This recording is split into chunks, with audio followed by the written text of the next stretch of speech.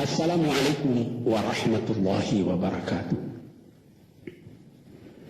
Tuan-tuan, saudara-saudara, ibu-ibu dan bapak-bapak yang sudi mendengarkan keterangan agama yang saya berikan di dalam kaset ini. Moga-moga Tuhan melimpahkan, mengurniakan rahmat dan nikmatnya kepada kita semuanya. Saya akan membicarakan suatu ayat yang bertemu di dalam surat Al-Baqarah. Bunyinya, Allahu waliyul ladzina amanu yukhiluhum minadh-dhulumati ilan nur walladzina kafaru awliya'uhumut taghut yukhrijunahum minan nuri iladh dhulumat. Artinya, Allah adalah menjadi pemimpin bagi orang-orang yang beriman, orang yang mempunyai kepercayaan yang teguh. Dan Allah, apabila orang itu telah betul-betul menganggap Allah menjadi pemimpinnya, Allah pun menjamin mengeluarkannya daripada gelap gulita kepada terang benderang. Gelap gulita kebodohan kepada kecerdasan, gelap gulita kehidupan tak tentu arah kepada tujuan yang sejati. Sebaliknya, orang yang kafir yang tidak percaya kepada Allah, maka sebaliknya yang terjadi, daripada terang benderang dia akan dipimpin oleh taghut, oleh kekuasaan-kekuasaan yang bukan bersandar kepada Allah. Yang demikianlah yang akan mengeluarkannya daripada terang benderang kembali ke dalam gelap gulita. Oleh sebab itu, rohani manusia itu adalah melalui di antara gelap dan terang kehidupan itu, di antara terang dan gelap kehidupan. Kalau sekiranya jasmani kita, kalau sekiranya badan kita yang lahir ini diberi cahaya oleh matahari yang terbit di waktu pagi, yang terbenam di waktu sore, rohani kita pun diberi juga terang oleh suatu yang lebih terang dari matahari, yaitu petunjuk dan hidayat Tuhan. Di dalam Al-Quran, Tuhan memberikan bujukan, memberikan jiwa besar kepada orang-orang yang beriman itu. Tuhan bersabda, La tahinu wa la tahzanu wa antumul a'launa in kuntum mu'minin. Engkau ini adalah orang yang tinggi kalau engkau tetap memegang kepercayaan kepada Allah Subhanahu wa ta'ala. Di dalam perjuangan hidup di dunia ini, perjuangan antara yang hak dengan yang batil, antara gelap dengan terang, antara keyakinan dan keraguan, manusia berjalan di sekitar itu. Di kiri dan di kanan kita berjumpalah gelap dan terang itu. Maka diberilah pedoman manusia tadi. Apa pedoman? Walaupun bagaimana hebatnya, geloranya, tofannya, alim bubunya, ombaknya dan gelombangnya kehidupan itu, manusia mesti teguh berpegang kepada iman. Sebab kehidupan di dunia itu menurut peraturannya ialah tidak ada yang tetap. Yang tetap itu ialah berubah. Berubah itulah ketetapan yang ada dalam dunia. Panas sangat terik, benar, nanti akan hujan. Hujan sangat lebat, benar, nanti akan panas.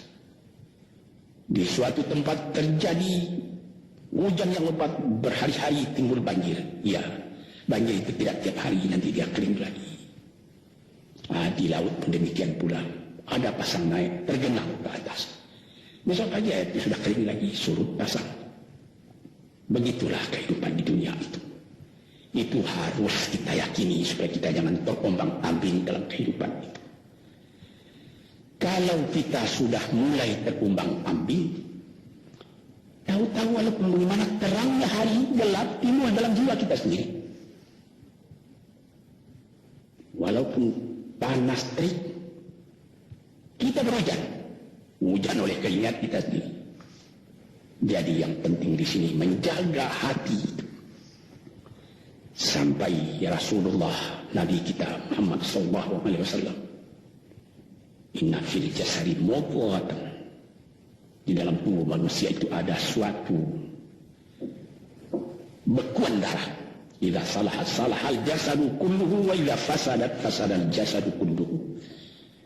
Kalau ini segumpal daging baik, seluruh badan jadi baik. Kalau dia rusak, seluruh badan jadi rusak. Apakah itu? Hati. Hati. Kendali terletak dalam hati kita. Hati. Artinya penuh. Bukan saja berarti pada daging, tapi pada hati dari hati, isi dari hati. Atau juga akal kita. Sebab itu, maka kalau satu waktu saya pernah mengajarkan doa yang mengandung 8 sifat-sifat lemah menghilangkan kemerdekaan manusia. Hari ini saya pun akan mengajarkan doa yang diajarkan juga oleh Nabi, bagaimana menjaga hati tadi. Di situ dalam doa itu ada tersebut 4 perkara. Apa disebut? Allahumma inni a'udzubika min qalbin la yakhsha'u wa min ilmin la yanfa'u wa min nafsin la tashba'u wa min du'a'in la yusma'u. Jadi 4 perkara. Yang pertama, Allahumma inni a'udzubika min qalbin la yakhsha'u. Aku sangat berlindung kepada Engkau ya Allah, janganlah sampai terjadi hati saya itu tidak khusyuk lagi. Nah, ini bahaya ini. Mulai bahaya mengancam kepada manusia kalau hatinya tidak khusyuk lagi. Hati khusyuk yaitu hati itu tentu jelas tujuannya kepada Allah. Allah menjadi pegangannya. Allah menjadi bentengnya. Allah menjadi ingatannya. Allah menjadi tujuannya. Dan kepada Allah dia kalau sembahyang menghadapkan diri, menghadapkan hati, maka permohonan kita yang pertama kepada Tuhan, ya Tuhanku, janganlah sampai hati saya ini tidak khusyuk lagi. Sebagai orang Islam, kita sembahyang 5 waktu. Di dalam Al-Quran dikatakan sembahyang itu ialah khusyuk, terpadu ingatan kepada Tuhan. Tapi kalau kita sudah, hati itu sudah mulai ditumbuhi penyakit, walaupun sembahyang, mulai sejak Allahu Akbar, pikiran sudah menjalar kepada yang lain. Piutang belum menerima, utang belum terbayar, makanan belum masak, macam-macam lah yang teringat. Padahal kita dalam sembahyang. Ini apa arti sembahyang tadi lagi? Ini sudah mulai berbahaya ini. Banyak orang yang tidak meninggalkan sembahyang, tapi tidak ada bekas dari sembahyang itu kepada kehidupannya. Di dalam sembahyang kita baca inna salati wa nusuki wa mahyaya wa mamati lillahi rabbil alamin. Sesungguhnya sembahyangku dan ibadatku dan hidupku dan matiku sama sekali terserah kepada Allah. Ini dirasakan dalam hati, bukan cuma disebut di dalam mulut. Sebagaimana dikatakan, bukan jadi lip service sebagai sebutan atau gosok-gosok mulut, bukan begitu. Yang dari hati. Kalau sudah dari hati yang khusyuk, ini berbekas kepada kehidupan. Aku tak takut menghadapi segala keadaan dalam hidup, sebab hatiku bertanya dengan Tuhan. Dari Tuhan aku datang, kepada Tuhan aku akan kembali. Ini namanya hati yang khusyuk. Tapi kalau sekiranya bacaan tetap fasih, tapi tidak ada lagi dari hati, melainkan rutin saja, lumayan 5 waktu sehari semalam, tapi tidak merubah kepada perangai tandanya sembahyang tadi tidak khusyuk. Ini yang pertama kita minta kepada Tuhan. Janganlah sampai kita mempunyai hati yang tidak khusyuk, hati yang tidak teringat kepada Allah. Kalau hati tidak ingat lagi kepada Allah, maka segala pekerjaan yang terlarang sudah ringan saja kita mengerjakan. Menipu, berdusta, membujuk orang lain mengerjakan perbuatan yang salah, mencela, memaki, itu karena tidak ingat kepada Allah, cuma ingat kepada diri sendiri saja. Ini yang pertama.